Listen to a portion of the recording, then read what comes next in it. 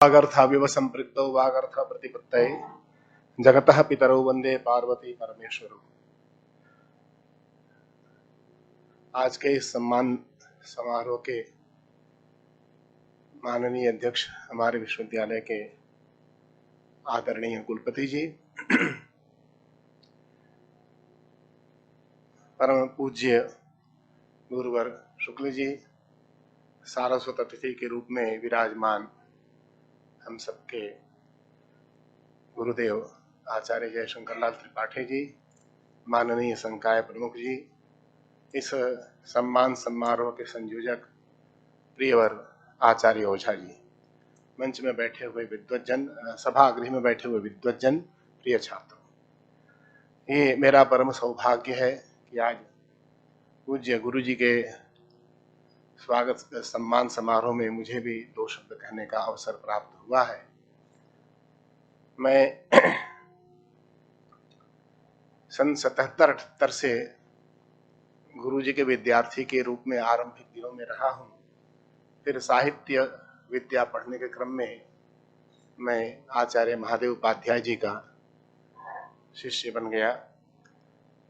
सन 77 में गुरु जी संस्कृत विद्या धर्म विज्ञान संकाय में अतिथि अध्यापक के रूप में पधारते थे और वहीं जो हम लोगों का हाल है उसके ऊपर जो बरामदा है वहीं पे आप बैठ के विद्यार्थियों को प्रातः काल से लेकर शाम के 5 बजे तक पढ़ाते थे। अनवरत पाठ चलता रहता था। वहीं पंडित श्री राम पांडे जी और भी ऐसे ऐसे विद्वान वहाँ आया करते थे और जिस सादगी से, जिस समर्पित भाव से आप लोग अध्ययन करते थे कि पूरे दिन विद्यार्थी गुरु जी के पास बैठे रहते थे। हमको भी समय मिलता था तो हम भी जाके बैठ जाते थे, कुछ सुन लेते थे। उसका बढ़िया संस्कार हमारे ऊपर भी पड़ा। कुछ 2-4 अक्षर मुझे भी ज्ञान हो गया। हम सभी शास्त्रों के मूल में हमारे आचार्य मम्मट लिखते हैं, प्रथमे ही विद्वांसो वैयाकरणाः। तो और हमारा जो साहित्य शास्त्र का परम अवदान है संस्कृत शास्त्र में ध्वनि का, उसमें भी आरंभ व्याकरण शास्त्र से ही होता है। और इस दृष्टि से भी हम सभी के लिए आदरणीय आचार्य शुक्ल जी हैं ही। और मैंने भी अनेक समारोह किए, महाकवि श्रीहर्ष के ऊपर कई समारोह किए और मैं जब जब भी गया गुरु जी के चरणों में निवेदन करने तो गुरु जी ने कहा अवश्य आऊँगा। एक बात मैं कहना चाहता हूँ कि एक श्लोक हम लोगों ने बाल्यावस्था में पढ़ा था, विद्या ददाति विनयम विनया दयाति पात्रताम पात्रत्वात् धर्माप्नोति धनात् धर्मः ततः सुखम। ये पूरा का पूरा अक्षरशः गुरु जी में घटित होता है। आप जब भी गुरु जी के यहाँ जाएंगे, हमारे जैसे विद्यार्थी भी जाते हैं तो गुरु जी पहले कहा आइए पांडे जी प्रणाम।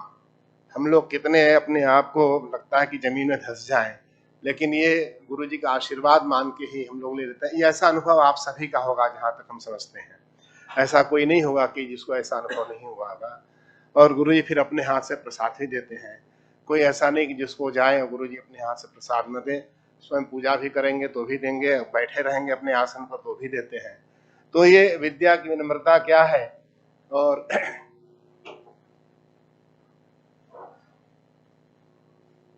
हम सबके बीच में आचार्य नरेंद्र नाथ पांडे जी उपस्थित हैं। इनके बारे में अभी हमारे संकाय प्रमुख जी ने आप सबसे निवेदन किया था। मैं भी श्री चरणों में प्रणाम करता हूँ। तो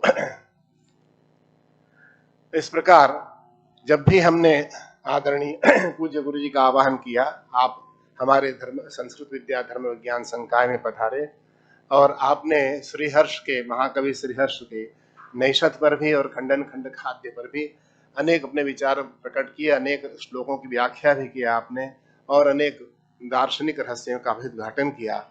तो ऐसी स्थिति में हम लोग सोचते हैं कि कितनी साधना गुरु जी की रही है, कितना आपने श्रम किया है, कैसे विद्या को पचाया है। काशी की परंपरा में कहते हैं कि अमुक अमुक विद्या पच गई है, तो हम लोग को यही लगता है कि व्याकरण शास्त्र तो और भी अनेक दर्शन इत्यादि वेदांत सब कुछ गुरु जी के पचा हुआ है और उसका लाभ हम पूरी काशी के विद्वत मंडली को मिलता रहा, पूरे विश्व को मिलता है।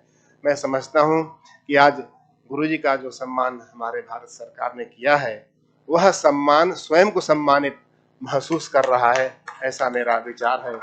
लेकिन इस वर्ष जिस प्रकार से भारत सरकार ने विद्वानों का और समुचित पात्रों का चयन करके उनमें पद्मश्री सम्मान का निधान किया है, उससे हम सभी गौरवान्वित हैं, पूरा देश गौरवान्वित है, पूरी संस्कृत परंपरा सभी गौरवान्वित हैं। मैं गुरु जी के चरणों में बारंबार प्रणाम करते हुए अपनी वाणी को विराम देता हूँ। सबको नमस्कार।